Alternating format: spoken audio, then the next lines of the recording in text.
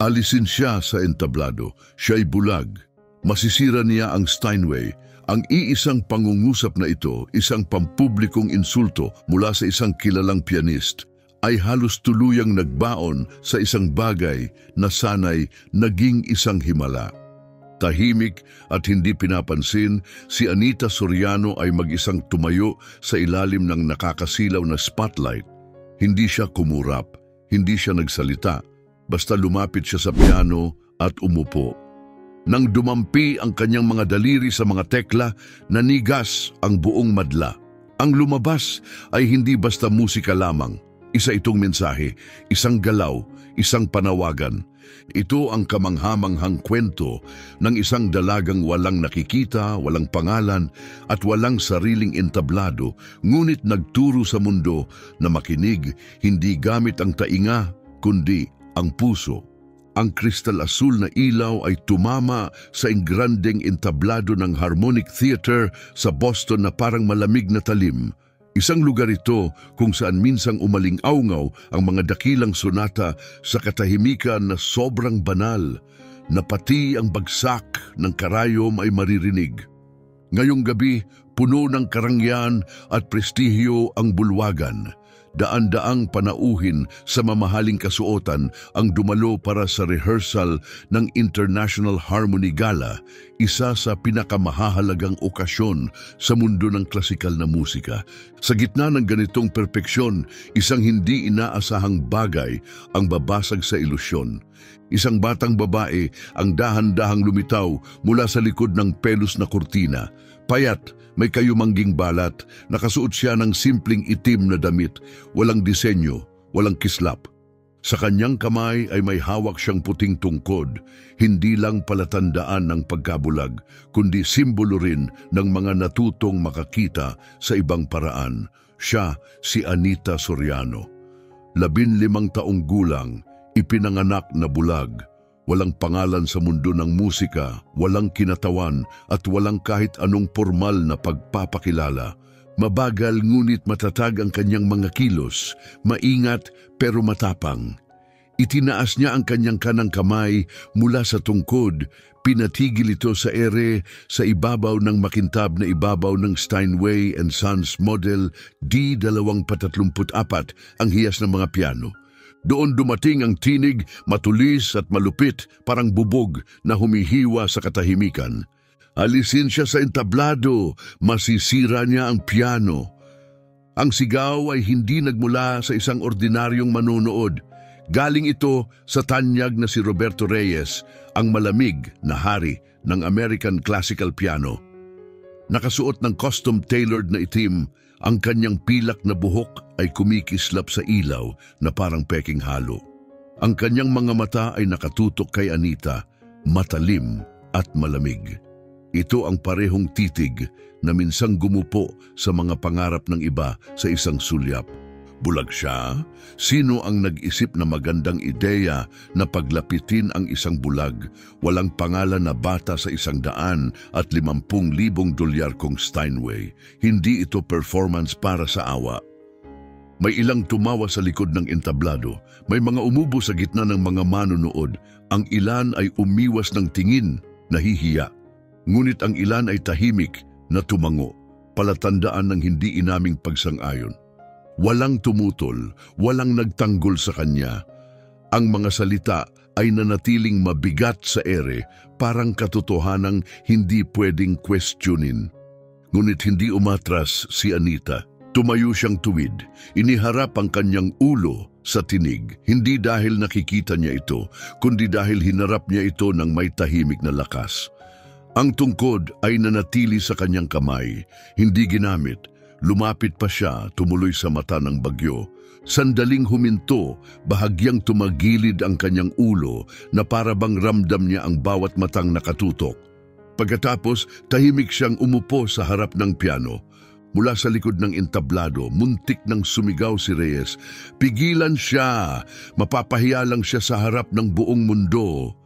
Ngunit hindi nakikinig si Anita, hindi na niya kailangang makinig. Ang kanyang mga kamay na dating nangangapa sa dilim, na dating nanginginig sa sirang piano ng ampunan ay marahang gumalaw sa ibabaw ng piano. Hindi niya tinipa ang mga tekla ng may galit o takot, parang binabati niya ang isang matagal ng kaibigan. Banayad, nakatuon, buo ang layunin. Dumating ang unang nota, hindi ito malakas, hindi ito dramatiko. Ngunit tumagos ito sa mga paghusga na parang unang sinag ng liwanag sa isang madilim na gabi. Ang bulwagan na puno ng pag-aalinlangan at panunuya ay nanahimik, pigil hininga, dahil may isang imposibleng bagay na nagsimula.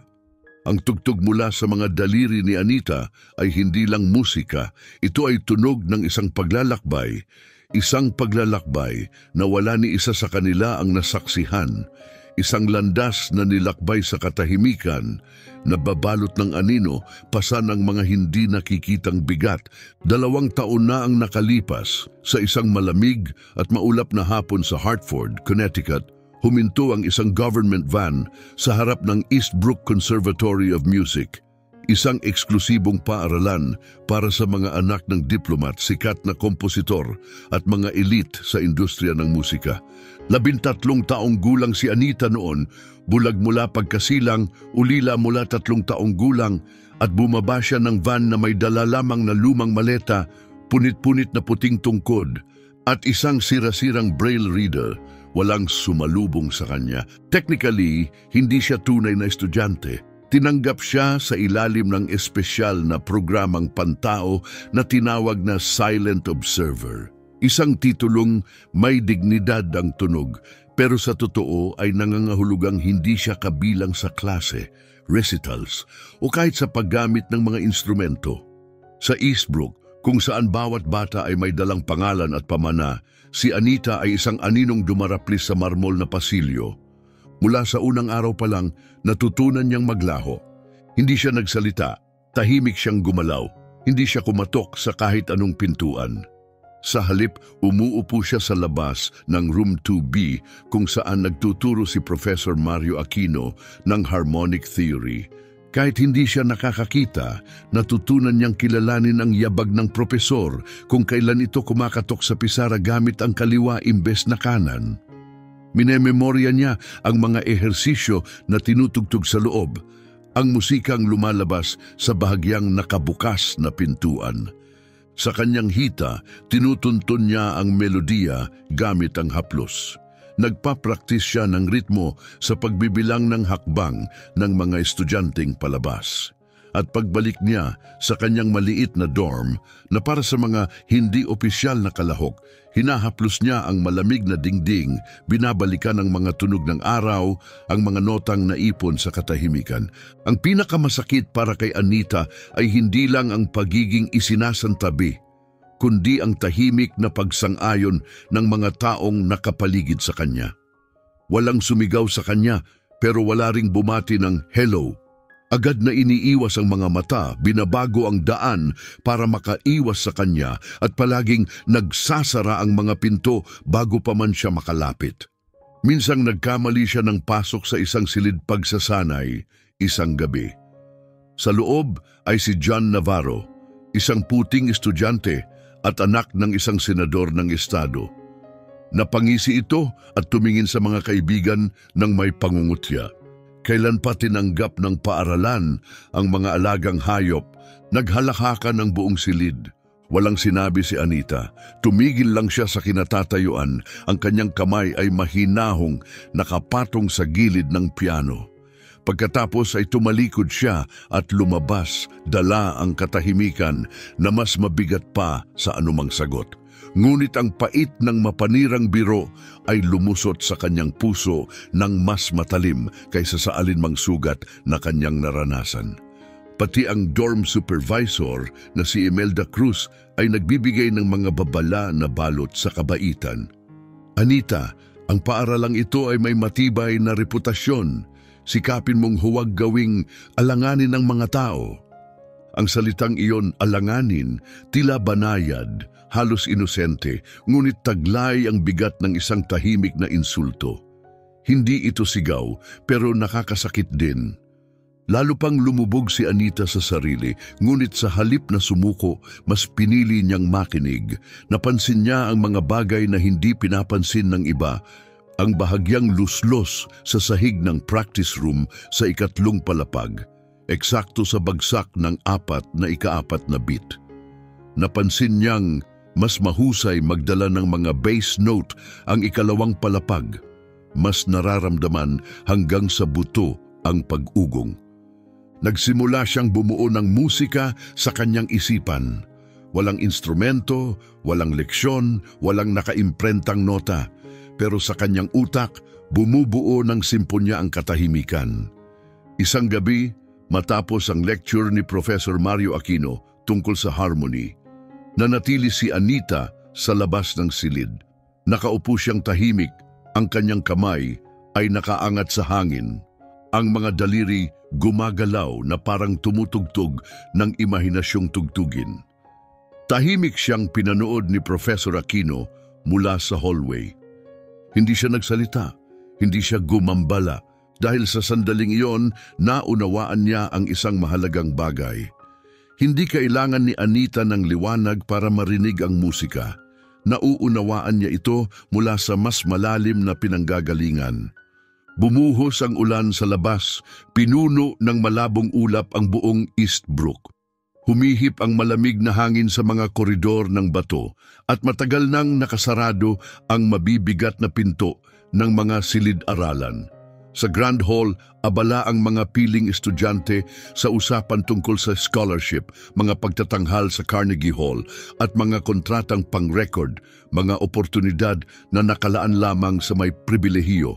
Ngunit sa itaas, isang mahinang liwanag ang lumalabas mula sa room 2B, tumatama sa mapagmasid na mukha ni Professor Aquino. Kahit retirado na siya, bumabalik pa rin siya linggo-linggo, hindi para sa papuri, kundi dahil sa tunay niyang pagmamahal sa musika, isang bagay na turing niyang sagrado. Gabing iyon, habang lumabas ang huling estudyante at sumara ang pinto, napansin niya si Anita. Nakaupo ito ng pabaluktot sa tabi ng pader. Ang kamay ay nakataas sa hangin, gumagalaw na parang isang pianistang tumutugtog ng hindi nakikitang melodiya. Hindi alam ni Anita na may nanonood. Binibilang ng kanyang mga daliri ang ritmo. Inaalala ang mga chord sa kanyang alaala, musikang hindi niya kailanman nakita, ngunit lubos na naunawaan. Lumapit si Professor Aquino, ayaw niya itong gulatin. Sa wakas, nang nagsalita siya, ang kanyang tinig ay kalmado at mainit, parang tunog ng isang cello. Nakikinig ka ba sa lecture ko? Bahagyang nagulat si Anita at instinktibong inilapit ang kanyang tungkod, ngunit hindi siya umatras. Tumango siya. Sinusubukan ko lang maisip ang fugue. Hindi siya nagtangkang ipagtanggol ang sarili. Tapat lang niyang sinagot ang tanong at ang mga salitang iyon ay tumimo sa kanya. Umupo si Aquino sa tabi niya sa malamig na batong hagdan. Magkasama silang nakinig sa patak ng ulan sa salamin.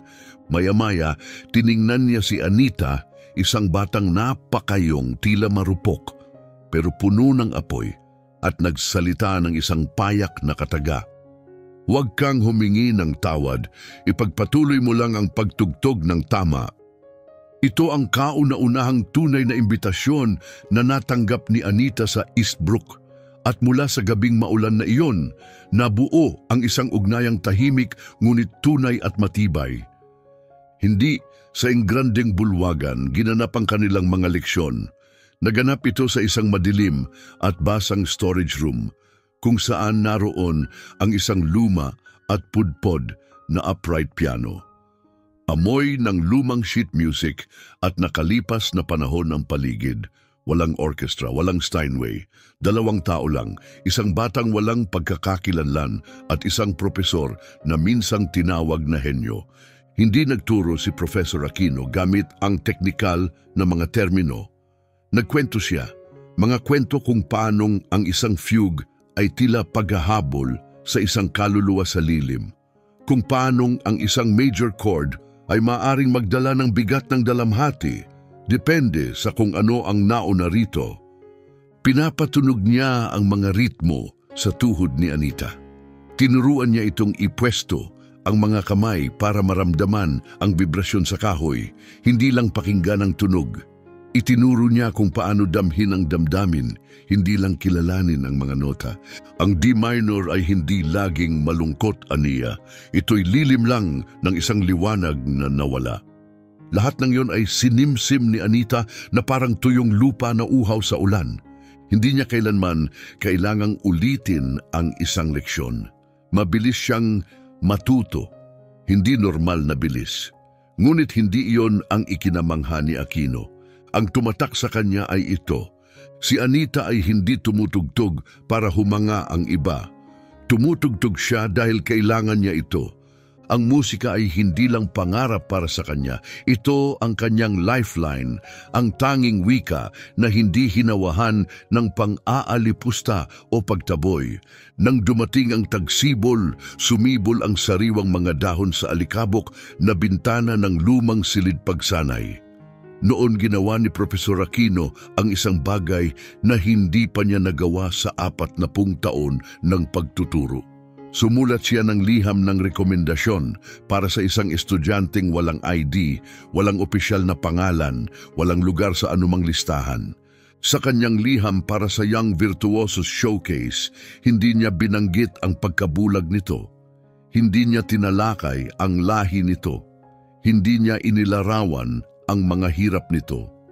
Sumulat lang siya, Anita Soriano, 15 taong gulang, musika ang kanyang katutubong wika. Ang iba pang kasapi ng selection committee ay patuloy pa ring pinag-aaralan ang musika na parang banyagang wika. Ngunit may isang bagay na hindi napansin ni Mario Aquino. Sa Eastbrook, hindi musika lang ang mahalagang wika. Ang tunay na sinusukat ng paaralan ay hindi nota, kundi mga dokumento. At ang isang student file na walang larawan ng pamilya, na walang nakalistang mayamang magulang o koneksyon sa alumni ay itinuturing ng wala sa tono bago pa man ito makagawa ng tunog. May isang hindi binibigkas na panuntunan sa Eastbrook. Mahalaga ang talento, oo, ngunit ang pinagmulan ang iyong pasaporte. Habang ang mga estudyanteng may apelyidong tulad ni Perez, Santiago at Navarro ay nag-aaral gamit ang makukulay at dekalidad na theory sheets, si Anita na walang kilalang apelyido, walang standardized test scores at walang sponsor ay natututo sa ibang paraan. Inaaral niya ang pag-ugong ng kurtina sa hangin, ang pagyanig ng sahig kapag may mali sa ritmo at ang echo ng mga tunog tuwing late-night rehearsal sa silong, mag-isa at walang nakakarinig. Sa tagong silid na iyon, malayo sa spotlight, nagsimula si Mario ng mga leksyong wala sa anumang opisyal na kurikulum. At sa hindi inaasahang paraan, siya mismo ay nagsimulang muling matutong makinig. Gamit ang pambihirang pananaw ni Anita sa mundo. Hindi niya kailanman binigyan si Anita ng printed sheet o pinabilang ng beats. Walang metronome, walang mahigpit na patakaran. Sa halip, marahan niyang inilapat ang kanyang kamay sa pulsuhan ni Anita. Tinutugtog ang mga ritmo na parang tahimik na tambol sa kanyang mga daliri. Bawat tapik ay isang pag-uusap, isang mensahe, isang bulong, maikli, mahaba sa kakatahimikan. Tapos ay syncopation, mga beat na bumabagsak sa hindi inaasahang bahagi, pero perpekto pa rin ang pakiramdam. Tinulungan niya si Anita na maramdaman ang ritmo hindi bilang-bilang, kundi bilang hininga. Natutunan niyang kilalanin ang timing sa pagtaas ng kanyang dibdib sa pagitan ng mga tunog at sa hanging nakapaligid sa kanya. Ang D ay hindi laging tunog D, sabi niya minsan. Minsan ito'y pagbagsak ng talon, minsan ito'y mahinang iyak na kinikimkim mo sa tadyang. Hindi nagtatanong si Anita, hindi niya inuulit. Ang kanyang katawan ay sumisipsip sa bawat aral. Ang kanyang balat, kalamnan at tibok ng puso ay tumutugon sa bawat nuance na parang isang instrumentong kinakalibrang mabuti sa damdamin. Ngunit ang pinakanakatindig balahibo kay Mario ay hindi ang galing ni Anita, kundi ang katapatan niya. Ang kanyang pagtugtog ay totoo, hilaw at hindi na ipapako sa forma. Isang gabi, ipinaliwanag ni Mario ang isang fugue ni Bach bilang isang lalaking hinahabol ang sariling anino sa agos ng panahon. Tahimik na nakinig si Anita, saka inilapat ang mga daliri sa tekla at nagsimulang tumugtog, hindi ayon sa orihinal na score, hindi sa tamang tempo, ngunit isinalin niya ang kwento sa tunog. Ang kanyang bersyon ay hindi sumunod sa tuntunin, sumunod ito sa damdamin. Nanatiling tahimik si Mario na payuko, sapagkat sa unang pagkakataon, napagtanto niyang hungkag pala ang dati niyang paraan. Mga taong ginugol sa pagtuturo ng ear training sa pamamagitan ng formula, nang may isang batang babae lang pala na nagturo sa kanya na ang musika ay hindi kailanman dapat ikahon. Habang namumukadkad ang talento ni Anita, unti-unti ring lumakas ang tahimik na pagtutol sa paligid niya. Sa teacher's lounge, lumalakas ang bulungan. Narinig mo ba? Si Aquino daw ay nagbibigay ng private lessons sa batang yon. Hindi naman siya opisyal na estudyante. Kapag napansin siya agad, mapapahiya ang department. Kaya tinawag siya ni Rodolfo Santiago, ang hepe ng piano department at nagsasabing tagapagmana ni Reyes sa kanyang opisina.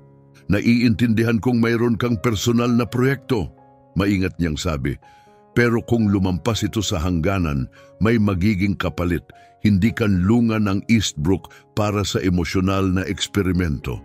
Ang salitang iyon, awa, ay tumama na parang sampal. Ngunit hindi nakipagtalo si Mario, isang tahimik na ngiti lamang ang kanyang isinukli at saka siya umalis. Hindi alam ni Anita ang mga usapang iyon, patuloy lang siyang nakikinig. Sa ngayon, hindi na niya kailangan si Mario para matutong tumugtog. Lumampas na siya sa mga leksyon. Nagsimula na siyang ipakita ang mga bagay na hindi kailanman binanggit ni Mario, ang lungkot, ang pananabik ng isang lalaking minsang nasa liwanag. Ngunit huli nang napagtanto na ang lahat ng kanyang itinuro ay hindi talaga narinig. Isang araw, bigla siyang nag-improvise ng isang piraso. Walang nagsabi sa kanya, basta sinimulan niya. Isang suspended chord ang dahan-dahang lumutang, malambot at nakakakilabot. Sa kanya ito dinurog gamit ang isang mababa at basag na nota, parang tunog ng paa sa marupok na yelo. Hindi nagsalita si Mario, ngunit pumatak ang kanyang mga luha. Dahil sa sandaling yon, naunawaan niya hindi lang natututo si Anita, pinagagaling siya nito. At iyon ang dahilan kung bakit sa kabila ng pagtutol ng administrasyon, isinumiti ni Mario ang aplikasyon ni Anita para sa pinakaimportanteng audition ng taon. Tahimik niya itong ipinasa. Walang liham mula sa prestihiyosong mentor. Walang glamorosong larawan ni Anita na nakapose sa tabi ng makinang na piano. Walang malungkot na kwento.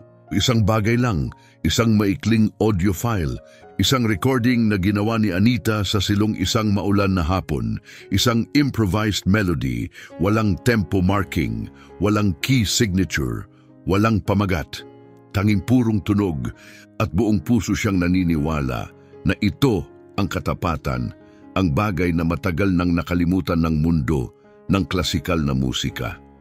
Sa kanyang maikling tala ng pagsusumite, isinulat niya, Anita Soriano, 15 taong gulang. Hindi siya bumabasa ng musika dahil naririnig na niya ito bago pa man ito maisulat. Lumipas ang ilang linggo. Pagkatapos ay inanunsyo ng paaralan na tinanggap si Anita para mag-audition. Ngunit hindi sa pangunahing concert hall. Wala ring kamera, wala ring manunood o panel ng mga batikang hurado. Ang kanyang audition ay itinakda ng alas 7:45 ng umaga sa isang practice room sa mas mababang palapag, Room A. Isang upright piano na may tabing pedal sa kaliwa, isang hurado lamang, walang pangalan. Sa teknikal na definisyon, ito ay oo. Pero sa katotohanan, isa itong tahimik na pagtanggi na nagkunwaring paanyaya. Ngunit hindi nagatubili si Anita. Nagising siya ng alas 5 ng umaga. Hindi kumain ng almusal at naghanda hindi para sa papuri kundi para lang marinig. Hindi nagsalita si Anita. Tahimik siyang naupo sa kanyang silid. Marahang hinahaplos ang mga kupas na gilid ng kanyang lumang maleta na para bang sinusundan ng kanyang mga daliri ang mga alaala na nakatago sa loob nito. Tahimik lang na naglakad si Mario sa tabi niya, walang salita, ngunit puno ng kaaliwan ang kanyang presensya. Pagdating nila sa pintuan ng silid para sa audition, marahan niyang hinawakan ang malamig na kamay ni Anita at bumulong. Hindi ito tungkol sa pagpili nila sa iyo. Ito'y tungkol sa tanong kung kailangan mo pa ba talaga sila. Dahan-dahang bumukas ang pinto. Ang silid ay hubad at parang ospital. Maliwanag ang puting ilaw ng fluorescent lamp sa kisame. Isang lalaki na sa edad 50 nakaabang sa loob. Payak ang suot, abong kamiseta, salamin na may manipis na frame. Bahagyang tumango, tila nagmamadaling matapos at umalis. Wala siyang name tag, walang pagbati, walang init, tanging isang upright piano lamang, may kaunting sira sa mid-range na tunog. Hindi nagtanong si Anita, walang reklamo. Lumakad lang siya ng tahimik, inilapag ang kanyang puting tungkod sa gilid at umupo sa luma at may kalmot na piano bench. Ang kanyang mga kamay ay lumutang sa itaas ng mga tekla. Parang muling paghipo sa isang peklat mula sa matagal ng sugat. Huminga siya ng malalim at nagsimulang tumugtog, Rachmaninoff's Prelude in G minor. Isang piraso ng musika na puno ng pagsubok, nangangailangan ng teknikal na kahusayan at emosyonal na lalim. Para sa karamihan, ito ay isang pagsusulit. Para kay Anita, ito ay alaala na muling nabuhay. Naalala niya ang gabing una niya itong narinig, mag-isa mula sa isang maingay at may static na radyo sa kanyang sulok. Wala siyang nakita kailanman na sheet music nito at hindi niya ito kailangang makita. Ang kanyang kanang kamay ang nagkuwento ng damdamin. Ang kanyang kaliwa ang nagsalaysay ng isang paglalakbay. Nakapikit ang kanyang mga ulap na mata, hindi sa dilim, kundi sa matinding pagtutok. Hindi niya iniiwasan ang hurado. Nakikinig siya sa loob, sa isang bagay na siya lang ang maaaring makarinig. Nang tuluyang lumubog ang huling nota sa katahimikan, ang silid ay nanatiling walang tunog, walang palakpakan, walang papuri, tanging isang bahagyang tango mula sa hurado na nagsulat ng ilang tala sa papel at saka tahimik na lumabas. Mabilis na isinara ang pinto, isang tunog na malakas at tumataginting sa katahimikan. Nanatiling nakaupo si Anita ng ilang sandali pa, hindi umaasang palakpakan, hindi umaasa ng pag-apruba, kundi nakikinig sa sarili sa huling pagkakataon. Tahimik niyang itinatanong, nasabi ko ba ang kailangan kong sabihin? Ang hindi niya alam ay may isang taong lihim na nanonood sa dilim ng hallway malapit sa tech booth. Si Ginong Ortega, ang janitor ng paaralan, isang tahimik na lalaki na may uban, kadalasang hindi napapansin ng mga estudyante, ay hindi sinasadyang nasaksihan ang buong audition. Hindi siya eksperto sa musika, ngunit siya ang naglilinis ng mga sahig kung saan minsang tumugtog ang mga alamat tulad ni Rachmaninoff. Siya rin ang nagpapalit ng bombilya nang dumaan si Duke Ellington. At sa pagtugtog ni Anita, may naramdaman siyang sagrado. Sa isang iglap, inilabas niya ang kanyang lumang telepono mula sa coat, binuksan ang camera app at kinunan ang huling bahagi ng pagtatanghal ni Anita. Walang espesyal na anggulo, walang editing, walang epekto, purong video lang. Pinangalanan niya ito ng simple, The Blind Girl Plays Rachmaninoff Alone in a Side Room.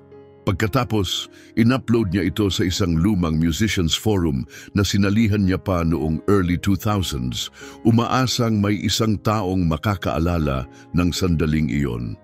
Kinabukasan, nakatanggap si Anita ng maikling mensahe mula sa selection committee. Salamat sa iyong pagsisikap. Sa kasamaang palad, hindi ka napili upang tumugtog ngayong taon. Walang paliwanag, walang feedback, walang pangalawang pagkakataon. Ngunit ang hindi nila alam, ang katahimikan nila ang siyang nagsindi ng mas malakas na tinig. Nang matanggap ni Mario ang opisyal na rejection sa email, 2 pangungusap lang ito. Walang pasasalamat, walang komento, wala ring binanggit tungkol sa performance ni Anita. Pinrint niya ito, tiniklop sa 3 bahagi at inilagay sa drawer. Hindi niya ito ipinakita kay Anita. At si Anita ay hindi nagtanong. Pareho nilang naunawaan ang isang bagay, isang malalim at masakit na katotohanan. Minsan, ang katahimikan ang pinakamalakas na sagot ng mundong hindi kayang tanggapin ang hindi nito naiintindihan. Ngunit hindi nagtagal ang katahimikang iyon. 3 araw matapos ang audition, ang video na in-upload ni G. Ortega, walang anunsyo, walang ingay, ay lumitaw sa YouTube. Ang pamagat ay malinaw, tapat at hindi pakulo. Blind Girl Rejected by Conservatory Plays, Rachmaninoff from Memory. Sa simula, kaunti lang ang nanood. Karamihan ay mga tagasunod ng mga forum ng klasikal na musika. May ilang simpleng komento. Medyo sablay ang tunog pero ramdam mo ang puso. Sinong nag-record nito? Sino siya hanggang sa may umapoy? Si Ricardo Villamar, isang kilalang Argentine pianist na natutong tumugtog gamit ang isang kamay matapos ang isang trahedyang aksidente, ang nakapanood ng video. Ipinost niya ito sa kanyang personal page. Ang kanyang caption ay maikli, "Umiyak ako. 10 taon na mula noong huling umiyak ako dahil sa musika." Sunod na nag-share ang isang music blogger mula sa Berlin sa Twitter. Kung hindi kayang kilalanin ng Eastbrook ang galing ng batang ito, ang problema ay hindi ang kanyang paningin, kundi ang paningin nila. Ang clip ay kumalat hindi parang isang viral na pagsabog, kundi parang tahimik na revolusyon. Walang PR campaign, walang kilalang personalidad na nagtulak, tanging damdamin. Hindi ini-scroll lang ito ng mga tao, tumigil sila, nakinig sila. At narinig nila si Anita, isang bagay na hindi nagawa ng sariling paaralan niya. Si Yuki Yamamoto, isang hearing-impaired artist mula sa Japan, ay pinanood ang video habang nakasubsob ang pisngi sa speaker upang maramdaman ang vibrasyon. Ipinost niya ang kanyang reaksyon, hindi niya kailangang makita ang mga tekla para galawin ako. Hindi ko kailangang makarinig ng buo para maramdaman ang iyak sa kanyang mga kamay. Sa loob lamang ng 72 oras, umabot sa 3 milyong views ang video. Walang clickbait na pamagat, walang marketing trick, tanging tapat na damdamin, di naglaon. Ang mga blogs at plataporma ng klasikal na musika ay nagsimulang magtanong. Mga tanong na sana'y hindi na inasahan ng Eastbrook. Sino si Anita Soriano? Bakit siya tinanggihan? Anong klaseng institusyon ang tatalikod sa ganitong uri ng talento? Sa loob ng boardroom ng Eastbrook, binagsak ni Rodolfo Santiago ang kanyang palad sa mesa. Isa lang tong uso sa internet, mariin niyang sabi. Isa lang siyang batang tumutugtog gamit ang pakiramdam. Walang teknika, walang estruktura, walang formal na harmony. Hindi na namin kontrolado ang media frenzy, reklamo ng ilan. Ngunit si Paula Lopez, ang communications director ng Eastbrook, ay namumutla habang tinapik ang isang key at ipinakita ang isang tweet sa screen ng boardroom. Galing ito sa International Music Institute. Napanood namin ang video, gusto naming buksan ni Anita Soriano ang World Harmony Gala ngayong taon. Sumunod ang isang katahimikang mas mabigat, mas malamig kaysa sa anumang lamig na naramdaman ni Anita sa paglalakad sa mga malulungkot na koridor ng Eastbrook. Binasag ni Santiago ang katahimikan. Kung siya ang magbubukas ng palabas, sino pa ang maaaring sumunod sa kanya? Walang sumagot dahil sa kaibuturan ng bawat isa sa silid. Naunawaan nilang lahat. Kung si Anita ang tunay na magsasalita sa entablado gamit ang sarili niyang tinig, walang sinuman ang nararapat sumunod. Samantala, sa isang maliit na nursing home sa labas ng Boston, nakaupo si Mario Aquino sa harap ng kanyang matandang laptop. Kumislap ang abiso sa screen. Anita Soriano, nimbitahan upang buksan ang World Harmony Music Gala, Global Broadcast.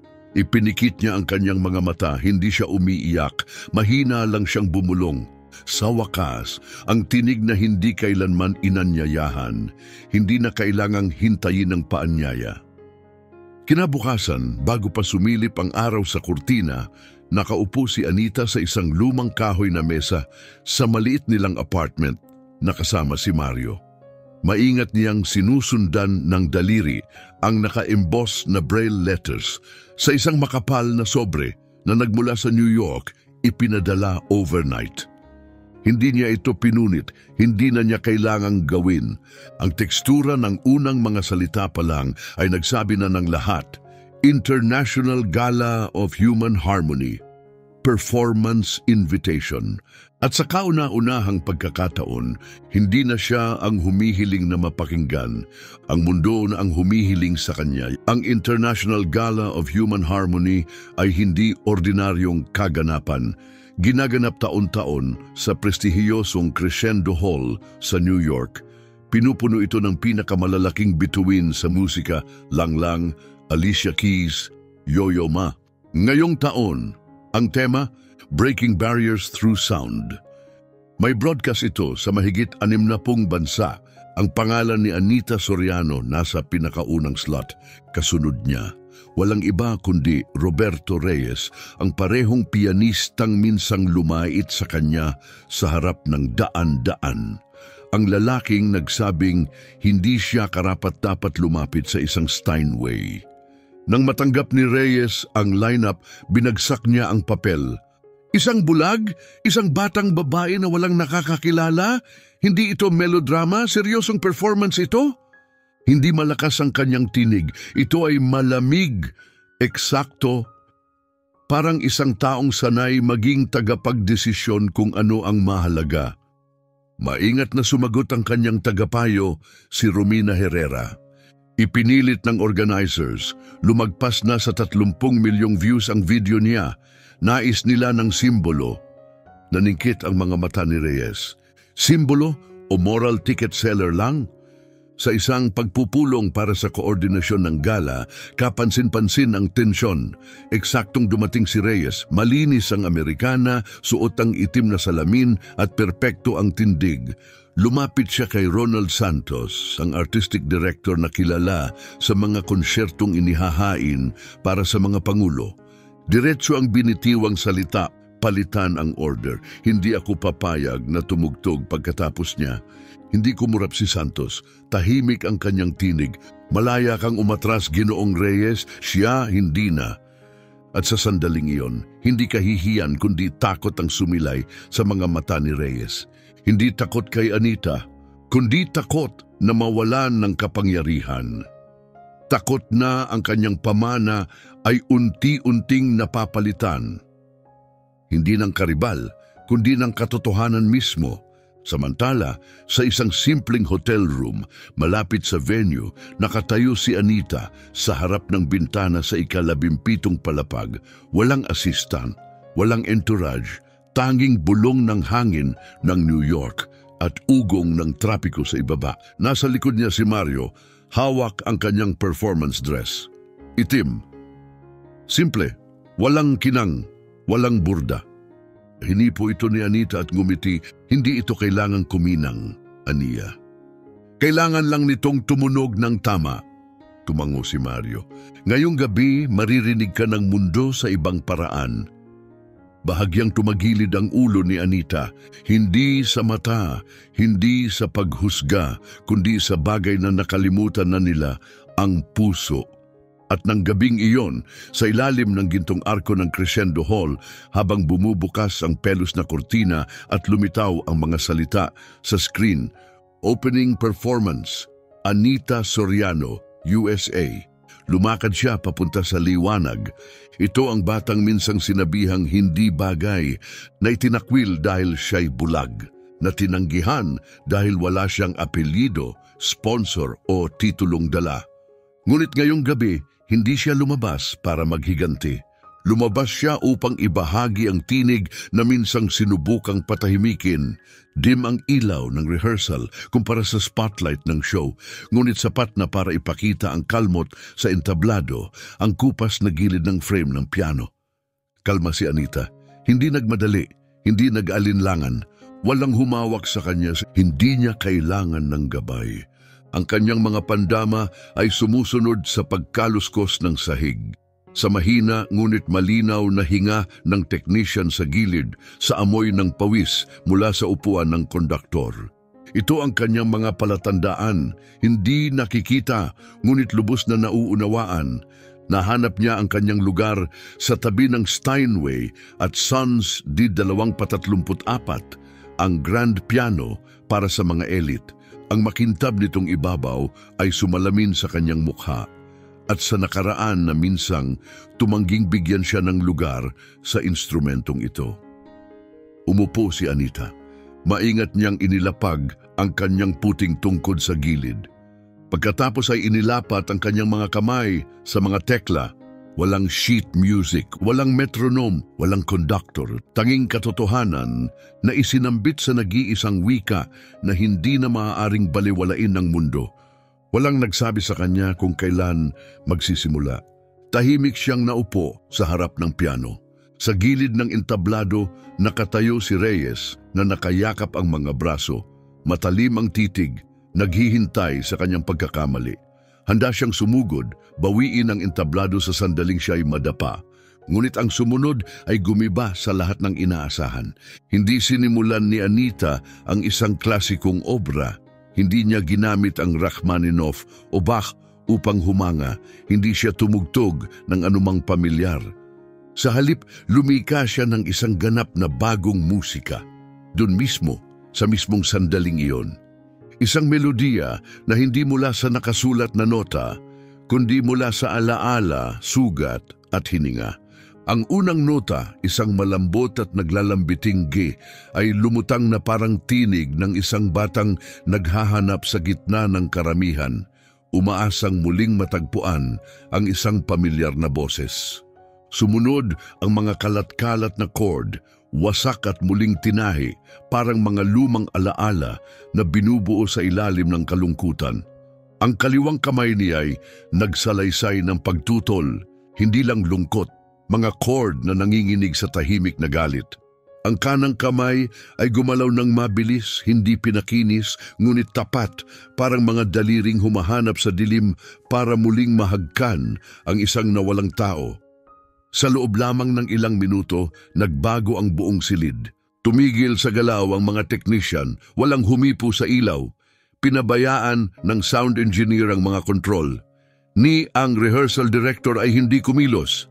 At si Reyes na tumugtog na sa mga katedral sa buong Europa na minsang nagpahinto ng mga pinakamatitinding kritiko ay nanatiling tulalang nakatayo.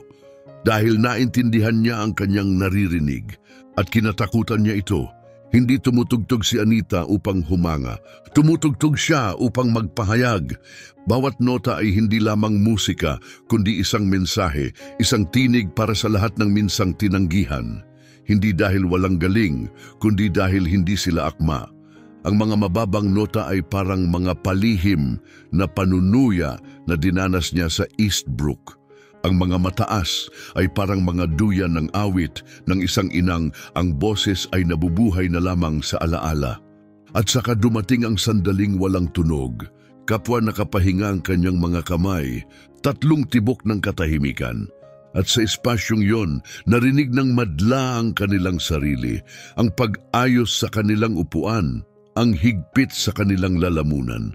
Pagkatapos, ang rurok, tinamaan ng kanyang kaliwang kamay ang isang minor septimo. Ang kanan ay lumanding sa maling nota, hindi dahil sa pagkakamali, kundi dahil sa layunin, isang disonanteng sigaw para sa bawat guro na tumawa sa kanya, bawat estudyanteng nagtawanan sa kanyang tindig, bawat entabladong isinara sa kanya. Ito ay hindi isang performance, ito ay isang patotoo. At nang matapos ito, hindi siya nagtapos sa matayog na flourishes.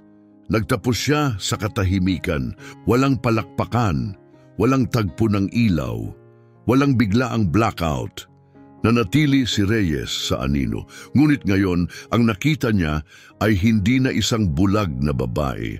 Ang nakita niya ay isang refleksyon, isang salamin ng katotohanang matagal na niyang iniwan. Hindi siya nagbabasa ng nota, mahina niyang bulong sa sarili. Walang porma, walang balangkas. Ito ang musika ko noon bago ko nawala ang totoo. Nang nahanap ng rehearsal director ang kanyang tinig, maingat niyang tinanong, "Anita, yun ba ang piyesang ipiperform mo sa gala?" Bahagyang tumagilid ang ulo ni Anita, isang marahang ngiti. "Hindi," sagot niya, "warm up lang yon." At sa unang pagkakataon, hindi na tumutol si Reyes. Hindi siya nanghingi ng pagpalit ng slot. Hindi siya nagpumilit mauna dahil alam na niya ang magbubukas ang siyang mananatili sa alaala. Kinagabihan ang liwanag sa Crescendo Hall ay hindi mapangahas. Ito ay banayad, parang katahimikan bago magbukang liwayway. Maingat na gumapang ang spotlight sa entablado. Isang tinig, ang marahang bumigkas. Mga ginang at ginoo, binubuksan ngayong gabi ang Gala of Human Harmony mula sa Estados Unidos, Anita Soriano. Walang fanfare, walang orkestra, walang pinalakpakang intro, tanging ang tunog ng puting tungkod na tumutapik sa kahoy na sahig. Ang bawat hakbang ay parang pagbagal ng oras upang makinig. Lumabas si Anita, hindi sa kinang, hindi sa drama, kundi parang banayad na hinga sa pagitan ng gabi at umaga. Suot niya ang kanyang simpleng itim na damit, walang lace, walang sequins, nakayapak upang madama ang entablado sa ilalim ng kanyang paa, gaya ng mga pasilyo ng ampunan na minsang nilakad niyang mag-isa. Hawak ng kaliwa ang kanyang tungkod. Sa kanan, isang maliit na kahoy na plauta ang nag-iisang alaala ng kanyang ina. Hindi ito mahal, ngunit walang katumbas ang halaga. Ito ang gamit ng kanyang ina upang patulugin siya noong unang dumilim ang mundo. Hindi siya yumuko, hindi siya kumaway, umupo siya, na parang bawat upuan ay para sa mga nakalimutan ng mundo. Walang mikropono, walang stage manager, walang gumagalaw na ilaw.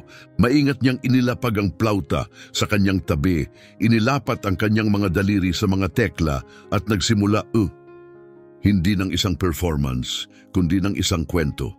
Hindi alay kay Mozart, hindi sonata ni Chopin, hindi karangyaan ni Beethoven, kundi isang salaysay na binigkas sa nota at sa katahimikan. Ang unang nota ay bumagsak na parang buntong hininga na hindi kailanman nasambit.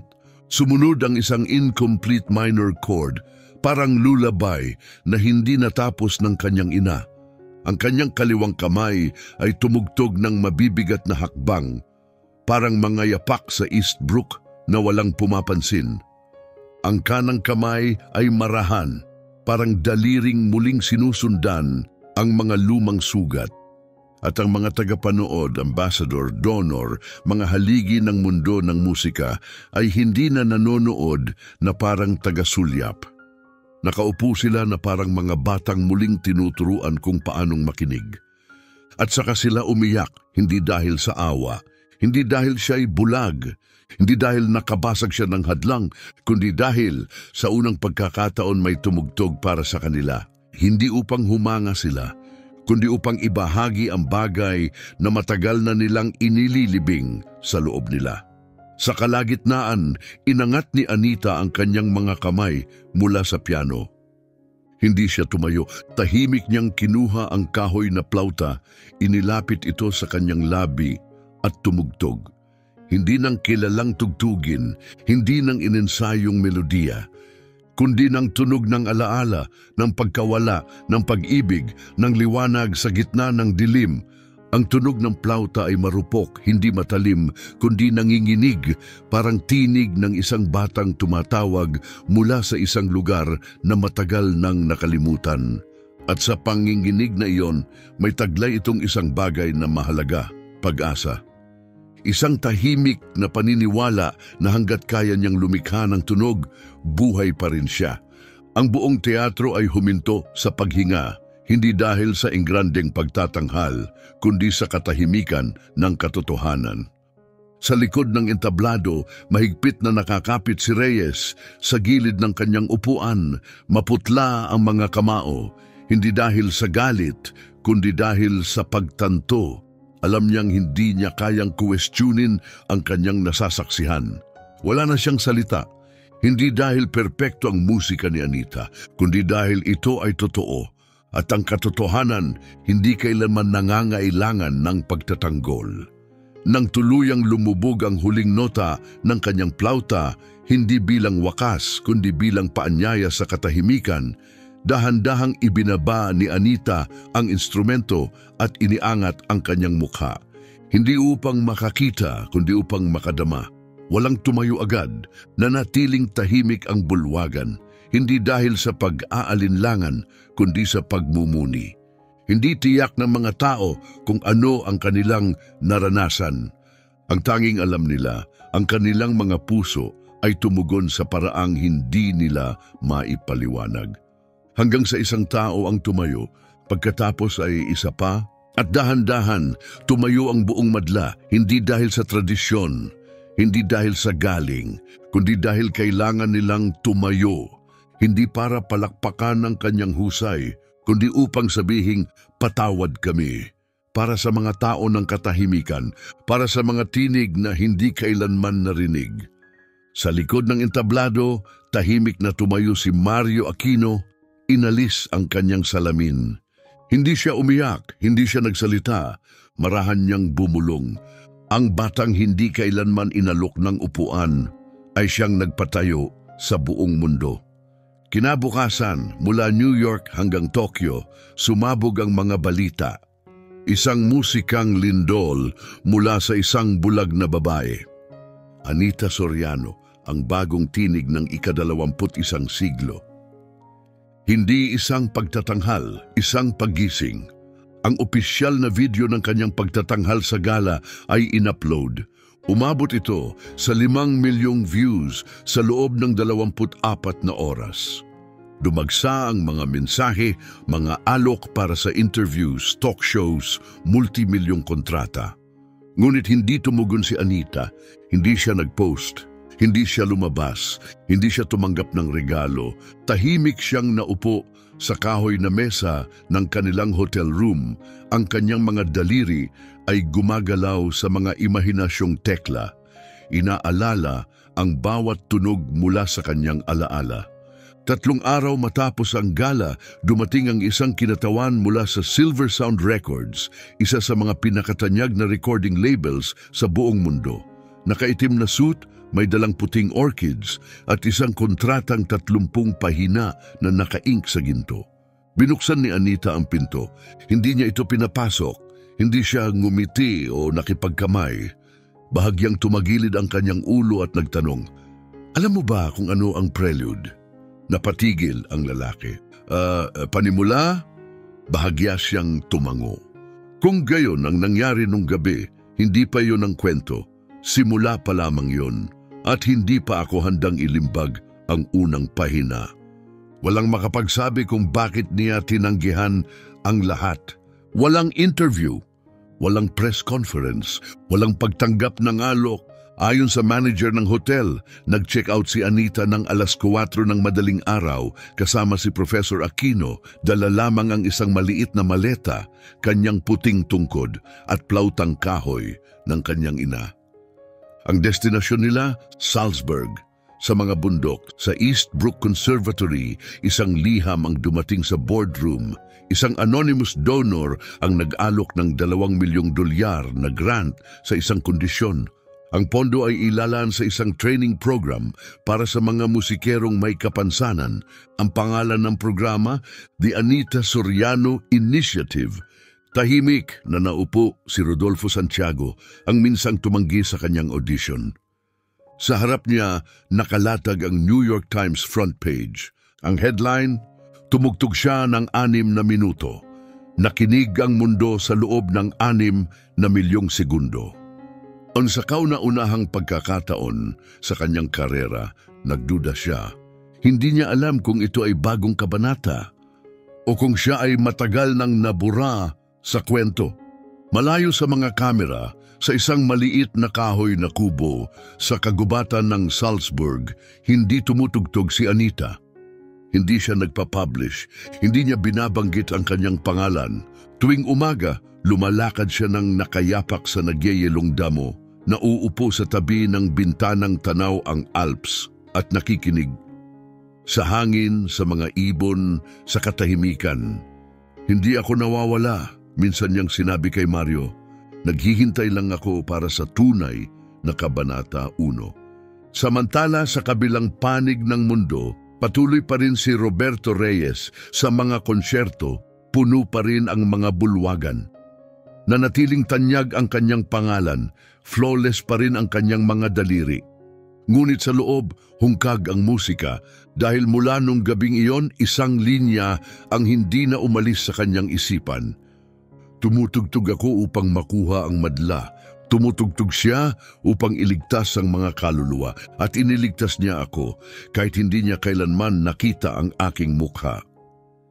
Sa katahimikan ng mga lambak ng Salzburg, habang ang mundo ay pilit na hinahanap ang batang nagpaluha sa isang buong teatro, pinili ni Anita Soriano ang ibang paraan ng pananatili, hindi sa ilalim ng ilaw, kundi sa tinta.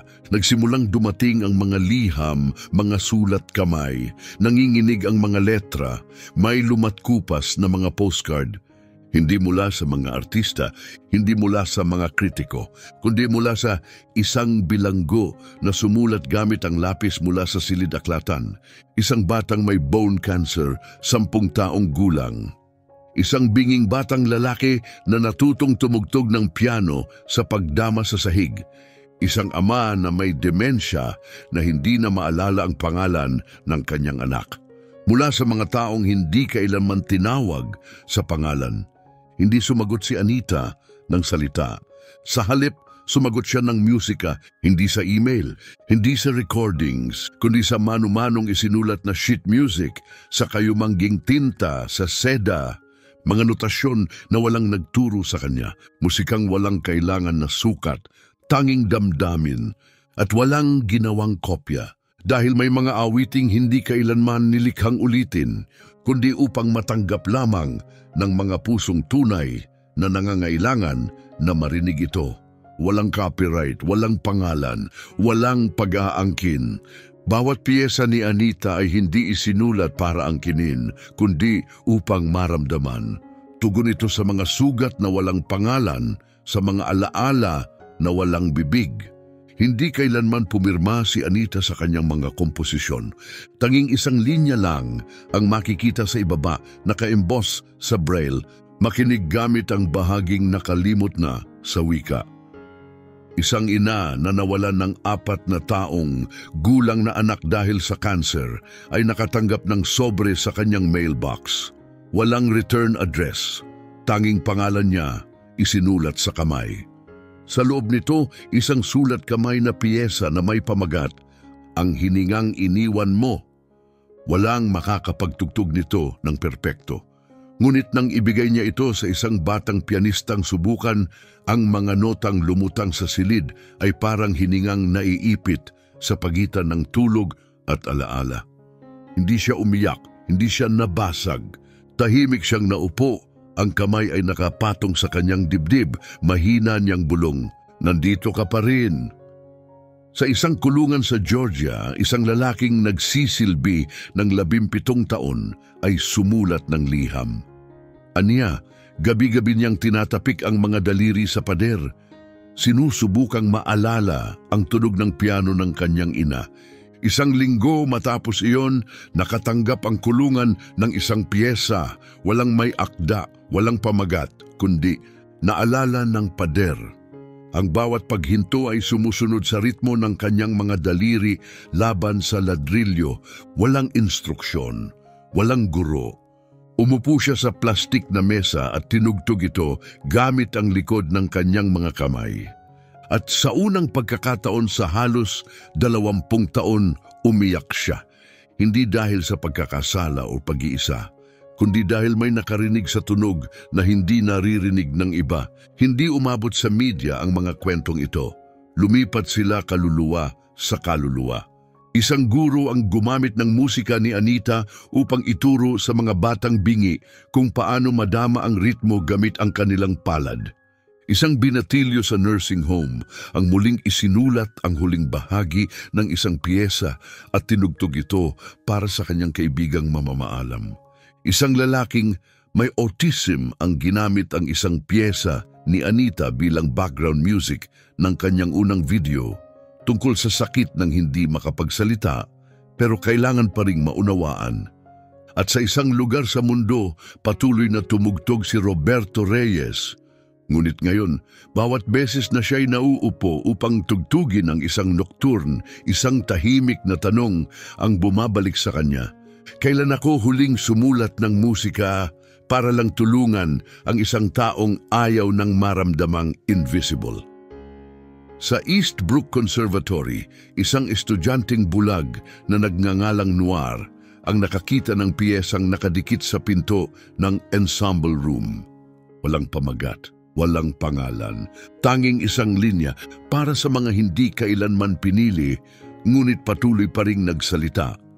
Tinugtog niya ito sa kanyang graduation, tumayo ang madla, hindi dahil ito ay makinis o perpekto, kundi dahil may isang taong nagsalita para sa kanila. Hindi alam ni Anita kung sino ang nagbabahagi ng mga kwentong ito. Hindi niya hinanap, ayaw niyang hanapin, dahil para sa kanya, hindi tungkol sa marinig ang musika, kundi sa magpaalala sa isang tao, saan man, na hindi siya nag-iisa. Ang musika ay minsan niyang sinabi kay Mario habang sila'y nakaupo sa tabi ng apoy, ay hindi para sa tainga, ito'y para ipaalala na may isang taong nakakaalala sa iyo. Mula Salzburg hanggang Paris hanggang Florence, sunod-sunod ang dumating na mga imbitasyon sa kanyang kubo sa bundok. Wala siyang binuksan, wala siyang sinagot, hanggang isang araw dumating ang isang makapal na sobre, may gintong gilid, sinelyuhan ng wax na may selyo ng sinaunang alpa. Inabot ito sa kamay mula mismo sa Royal Council of Arts sa London. Sa loob, ang opisyal na imbitasyon kay Anita Soriano bilang tatanggap ng Artisan Prize. Ang pinakabatang na parangalan, unang bulag at unang walang formal na edukasyon sa musika na tumanggap nito. Isang parangal na ibinibigay lamang bawat 10 taon para sa artistang binago kung paano nakikinig ang mundo. Tahimik na inilapag ni Mario ang liham sa mesa. Hinaplos ni Anita ang braille, huminto, tumango. Pupunta ako, mahina niyang sabi, pero hindi para tumanggap. Pupunta ako para ibalik ang tunog doon sa pinagmulan nito kung saan hindi kailangan ng permiso upang marinig. Ginaganap ang seremonya sa Royal Hall, isang templo ng sining na minsan ng pinagtagpuan ni na Britten, Callas at John Williams. Ngayon ito ay tahimik, naghihintay. Mga panauhin mula sa 74 na bansa ang dumalo, ngunit tila simbahan ang pakiramdam, reverente, tahimik, puno ng pag-asam. Sa itaas ng entablado, isang simpleng karatula, isang gabi para parangalan ang hindi maaaring ituro. Dumating si Anita sa oras, walang engranding pasok, walang makeup, walang mga flash ng kamera. Tanging suot niya isang madilim na linen cloak, kanyang puting tungkod, kanyang hubad na paa, at ang plautang kahoy ng kanyang ina. Lumakad siya gaya ng lagi niyang paglakad, tahimik parang dapit hapon na bumababa sa pasilyong matagal nang walang mga yapak. Walang patikim, walang pambungad, walang palakpakan. Yumuko siya, hindi sa madla kundi pataas, na parang may kinikilalang isang di nakikitang gabay. Isang taong minsang nagturo sa kanya na hindi kailangan ng liwanag upang marinig ang musika. Lumapit ang mga tagapag-ayos, dala ang artisan prize, isang kristal na eskultura sa ibabaw ng daang taong gulang na roble. Hinaplos ito ni Anita sandali. Pagkatapos, maingat niya itong inilapag sa podium. Hindi niya ito itinaas, hindi siya nag-pose, hindi siya nagpasalamat sa mundo, hindi niya kailangan ng titulo. Ang mundo ang may kailangan nito. Binuksan niya ang case ng plauta at dahan-dahang itinaas ito. Hindi bilang instrumento, kundi bilang alaala na ibinabalik sa hangin. Walang mikropono, walang backing track, walang orkestra, tumugtog siya. Isang payak na melodiya, walang tempo, walang estruktura, walang label, isang tugtuging hindi maikahon sa scale o signature. Nagsimula ito sa mababa, mahina, kalahating hinga, kalahating tono. Pagkatapos ay yumuko ito patungo sa mga pira-pirasong duyan ng kanta, gaya ng mga inaawit habang umiiyak ang isang ina na yakap ang kanyang anak sa dilim. Pagkatapos ay ilang maiikling nota, malungkot, parang yapak ng isang taong papunta sa lugar na akala niya ay hindi siya kailanman pinayagang marating. At ang buong madla na natiling nakaupo, hindi dahil sa utos, kundi dahil may isang bagay sa kanila ang nakita at sa katahimikan na iyon, naalala ng mundo ang matagal na nitong nakalimutan. Ang pinakamalalim na musika ay hindi galing sa tunog, kundi sa katahimikang binubuksan nito. Walang kumilos, walang kumurap, maging ang paghinga ay tila delikado na para bang anumang tunog ay makakasira sa isang bagay na banal na nakabitin sa hangin. Sa panel ng mga hurado, isang matandang kompositor ang pahapyaw na nagpahid ng luha at bumulong. Hindi siya tumutugtog ng musika, ibinabalik niya ito. At nang matapos si Anita, walang ingranding pagtatapos, walang malakas na huling chord, tanging mahaba at naglalambiting katahimikan, parang pamamaalam na masyadong malalim para masabi. Inyuko niya ang ulo, ibinalik ang plauta sa kanyang case at tahimik na bumaba ng entablado, parang hindi siya kailanman naroon. Walang palakpakan, walang standing ovation, walang sigawang bravo, dahil wala nang kailangang sabihin. Kinabukasan, ang mga pahayagan sa buong mundo ay nagsulat ng tungkol sa kanya. Ngunit walang headline na tumawag sa kanya ng henyo o tinig ng isang henerasyon. Tanging isang parirala lang ang lumitaw kahit saan, bumalik ang katahimikan. Sa parehong araw, nagtipo ng Royal Council sa isang emergency meeting. Matapos ang 3 oras sa likod ng saradong pinto, inilabas nila ang isang pahayag. Simula ngayong taon, ang Artisan Prize ay muling papangalanan bilang De Anita Soriano Honor, hindi upang ipagdiwang ang isang tao, kundi upang alalahanin ang matagal na nating nakalimutan. Ang musika ay hindi paraan upang sakupin ang mundo. Ito ang daan pabalik sa ating sarili. Kahit habang inaalala ang kanyang pangalan sa kasaysayan ng musika, si Anita ay hindi lumabas sa TV. Walang interview sa CNN, walang pabalat sa Time Magazine, walang TED Talk, walang BBC special. Naglaho siya gaya ng kanyang pagdating, tahimik, ngunit may ibang lumitaw mga kwento. Sa isang maliit na bayan sa Canada, sa tabi ng ilog, may bulong-bulungan tungkol sa isang bulag na dalagita na may mahabang buhok at makapal na coat na nagturo sa isang batang hindi nagsasalita kung paanong lumikha ng musika gamit ang kanyang mga paa. Ikinalat niya ang bigas sa sahig na kahoy. Bawat hakbang ng bata may langit-ngit ang tunog ng bigas. Yun ang unang beat mo, sabi niya. Naglakad silang paikot dahan-dahan. At nang dumikit ang bigas sa sakong ng bata, nang mabago ang pagitan ng mga hakbang, siya ay ngumiti. Matapos ang 9 na taon ng katahimikan, tumawa siya, malakas. Sa isang bayang rural sa Texas, isang batang bingi na tinawag noon na hindi bagay sa musika ay biglang tumugtog ng kanyang unang balada. Hindi mula sa sheet music, kundi sa pagsuot ng guantes na may vibration na kaayon sa isang melodya na ipinadala ni Anita sa koreo. Hindi niya lubos na naunawaan ang nota, pero naintindihan niya kung bakit siya tumutugtog. Nang tanungin ng lokal na reporter kung paano siya natuto, sagot niya, "Hindi ko natutunang tumugtog. Tumutugtog ako dahil may nakinig sa akin kahit wala akong tunog." Walang video, walang live stream, walang opisyal na ebidensya, pero ang paniniwala ay hindi nangangailangan ng patunay. Nang tanungin si Professor Mario Aquino kung totoo ang mga kwento, ngumiti lang siya. "Kailangan mo ba ng ebidensya kung patuloy pa ring umaalingaw-ngaw ang musika sa puso mo?" Saan man magpakita si Anita, walang VIP area, walang hadlang, walang ilaw ng entablado. Tanging mga lugar kung saan nakalimutan na ang tunog. Isang maliit na simbahan sa Nairobi kung saan ang mga batang ulila ay lumilikha ng melodiya gamit ang kanilang mga pangalan. Bawat nota ay kaugnay sa isang titik. Isang tahimik na nursing home sa Kyoto kung saan ginugol niya ang mga araw na pinapakinggan ang matatanda habang inilalarawan nila ang pinakagandang tunog na kanilang naaalala.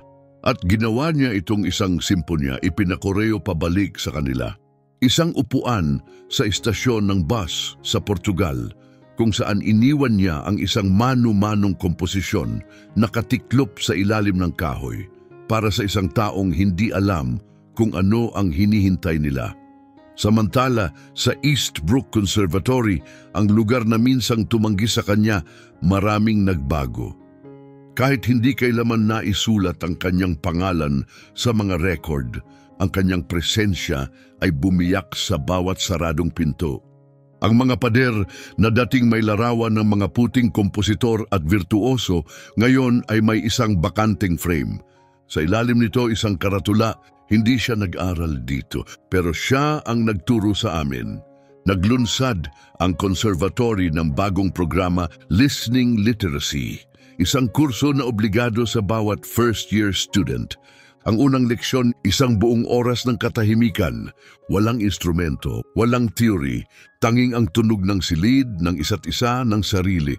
Isang estudyante ang minsang nagtanong sa bagong direktor, babalik pa ba si Anita para tumanggap ng honorary degree? Itinuro ng professor ang piano sa room 2B, kung saan nakadikit pa rin sa takip ang isang sulat kamay na piyesa na minsang ipinadala ni Anita. At ang sagot niya, "Hindi mo kailangan ng diploma para maging musikero.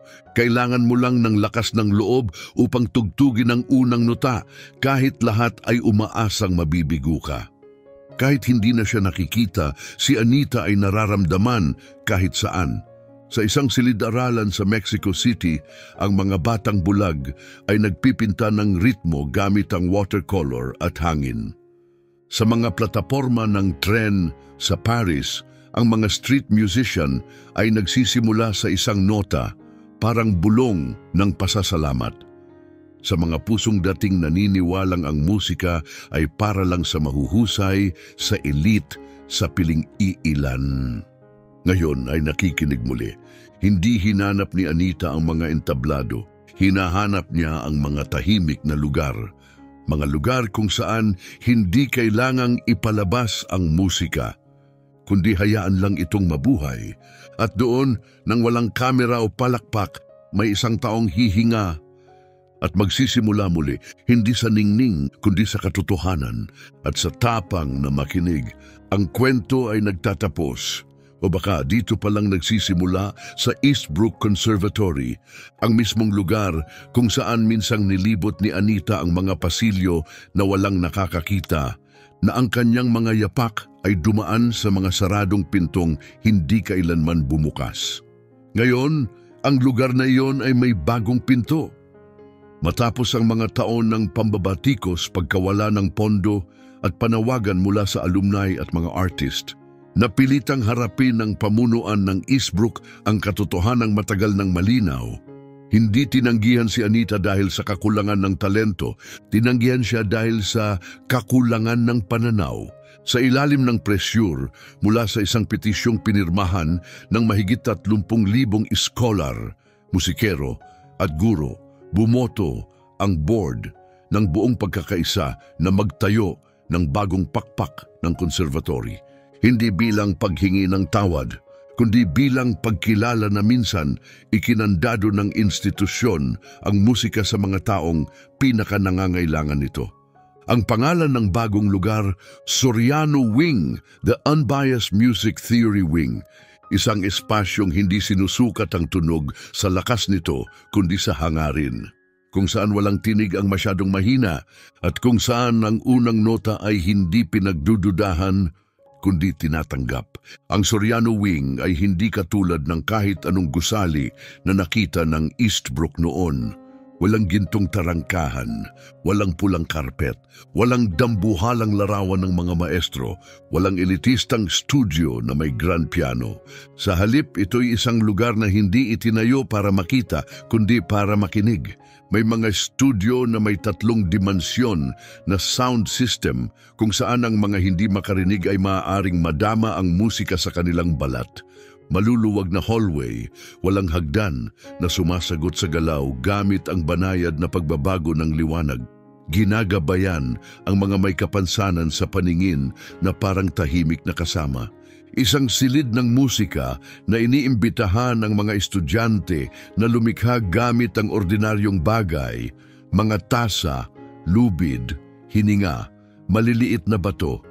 Sa gitna ng estruktura ay may isang katahimikang patio, bukas sa langit, napapalibutan ng makinis na puting pader. Walang bubong, walang rebulto. Tanging isang linya lamang nakaukit sa braille. Ang katahimikan ay hindi kawalan ng tunog. Ito ang lugar kung saan naghihintay ang lahat upang marinig. Walang rebulto ni Anita. Walang larawan, walang plake, hindi dahil siya'y nakalimutan, kundi dahil ang kanyang kawalan ang naging kanyang pinakamakapangyarihang presensya. Minsan niyang sinabi, hindi ko kailangang tumayo sa gitna. Ang kailangan ko lang ay may mangahas na simulan ang melodiya mula sa lugar kung saan ako tumahimik. At dahil doon, ang kanyang tinig ay patuloy na nabubuhay sa bawat unang nota na tinutugtog dito. Sa pagbubukas ng Soriano Wing, si Professor Mario Aquino, ngayoy ubanin, may tungkod at matagal ng retirado, ay inanyayahang magsalita. Hindi siya nagbigay ng mahabang talumpati. Tanging alaala ang kanyang ibinahagi, isang bulag na batang babae nakaupo sa labas ng silid-aralan nakikinig. Hindi gamit ang tainga, kundi gamit ang mga daliri na nakadikit sa sahig. Tumingin siya sa bagong gusali at sinabi, ay ito ang lugar para sa mga batang minsang sinabihan ng hindi para sa iyo ang musika. Hindi nila kailangang humingi ng pahintulot upang madama ang tunog. Dito ipinapanganak ang tunog. Si Reyes, ang dating pinupuri ngunit minsang nagmalupit kay Anita, ay hindi inimbitahan. Ngunit dumating siya, tahimik siyang tumayo sa dulo ng karamihan, hindi nakilala. Si Mario lamang ang nakakita at nagbigay ng marahang tango. Hindi nagsalita si Reyes. Tinitigan lang niya ang walang laman na pader ng patiyo. Binabasa ang kanyang mga salita sa braille.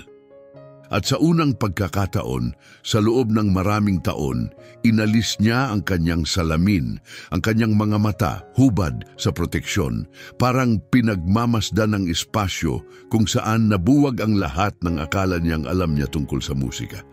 Sa unang taon ng Soriano Wing, mahigit 600 estudyante mula sa buong mundo ang dumating. Kasama rito ang 128 na hindi pa kailanman nag-aral ng musika, 74 na bulag, bingi o may sensory disorder, 41 na hindi marunong bumasa o sumulat, ngunit marunong makadama. Isang guro ang naalala ang isang estudyanteng hindi pa kailanman humawak ng instrumento. Ang ginawa lang niya, inilapat ang kanyang tainga sa sahig habang ang kaklase niya'y marahang kumatok sa tabi. Iyon ang una niyang melodiya. Tuwing umaga, ang Soriano Wing ay hindi nagsisimula sa Mozart o Mahler, kundi sa isang recording. Pinagmulan, hindi alam. Isang tinig ng babae, mahina at malabo. Tanging isang linya sa dulo. Kung naririnig mo na ang sarili mo, hindi ka na invisible. Wala mang rebulto si Anita, nasa tibok siya ng bawat pusong minsan ay pinatahimik. Mula nang binuksan ang Soriano Wing, hindi na muling lumantad si Anita Soriano sa publiko. Walang performance, walang anunsyo, walang interview, wala siyang iniwang digital footprint, ngunit patuloy na namumulaklak ang mga kwento.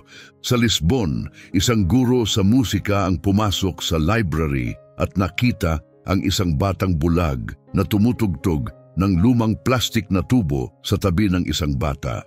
Walang instrumento, walang sheet music, tanging hollow rhythm at tawanan sa ilalim ng araw. Tinanong ng guro, "Ikaw ba si Anita Soriano?" Ngumiti lang ang babae, walang sinabi. Kinabukasan, sa desk ng guro may nakapatong na sulat kamay na piyesa. Walang pamagat, walang pangalan. Tanging isang linya, hindi kailangang malaman ang pangalan. Ang mahalaga, marinig ang alingaw-ngaw. Sa isang maliit na nayon sa Peru, malapit sa Amazon, isang batang bulag na 8 taong gulang ang nakakita ng Braille music score sa pagitan ng mga aklat sa library. Walang sino man ang naglagay doon. Parang biglang lumitaw tulad ng hiningang naiwan. Tinugtog niya ito sa isang lumang kahoy na instrumento. Pagkatapos, tumingin siya sa kanyang ina at nagsabi, "Hindi ko siya makita. Pero alam kong tumayo siya dito." Sa Ghana, malapit sa baybayin ng Elmina, may bagong ritmo ang mga lokal na drummer. Tinawag nila itong Anita Pulse. Walang nagturo sa kanila. Sabi lang nila, isang gabi bago sumikat ang buwan, may babaeng dumaan. Hindi siya nagsalita pero may ritmo ang kanyang mga hakbang. Sinundan lang namin. Ngayon, tinuturuan ng mga bata sa nayon ang ritmo. Hindi sa mga beat, kundi sa pagitan ng mga ito. Wala kahit saan ang kumpirmasyong bumisita si Anita. Walang selfie, walang lagda. Ngunit ang kanyang presensya ay parang tibok ng puso. Hindi nakikita pero laging naroroon. Sa isang refugee camp sa Syria, may isang nagsabing narinig niya ang plauta 3:00 ng madaling araw habang nagaganap ang evacuation. Hindi malinaw ang mga nota pero bawat isa ay tila nagtahi ng punit sa puso ng isang tao. Sa isang nursing home sa Iceland, may natagpo ang sulat kamay na piyesa sa ilalim ng unan ng isang babaeng pumanaw. Walang nakakaalam kung sino ang nag-iwan. Sa pahina, isang linya para sa mga minsang umawit pero walang nakinig. Bumalik tayo sa Eastbrook Conservatory. Isang first-year student ang minsang nagtanong, "Paano kung hindi ko kayang tumugtog ng perpekto? Ibig bang sabihin, hindi ako tunay na musikero?" Tumingin ang propesor mula sa kanyang desk. Itinuro ang espasyo sa pagitan ng 2 nota sa sheet music. "Naririnig mo ba ang tunog sa katahimikang ito?" Nag-alinlangan ang estudyante. "Hindi," ngumiti ang propesor. "Kung gayon, handa ka na. Dahil ang taong pinakanakaintindi sa katahimikan, minsang nakaupo lang sa labas ng pintuang ito. Wakas.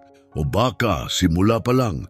Kung nais mo, maaari ko itong i-layout bilang aklat, i-publish bilang ebook, o buuin bilang koleksyong pangmusika o audio experience. Ang kwentong ito, tulad ng musika ni Anita, ay hindi para sa entablado lamang. Ito'y alay sa bawat puso na marunong makinig. Sa New Delhi, Buenos Aires, Johannesburg, Oslo, New Orleans at Hanoi, may bagong musika na nagsimulang tumubo. Tinawag silang Quiet Music Labs. Sa mga klaseng ito, hindi nagsisimula ang mga estudyante sa pagtugtog ng instrumento. Nagsisimula sila sa pakikinig. Bawat sesyon ay may iisang kasunduan. Umupo ng tahimik sa loob ng 5 minuto. Pumikit.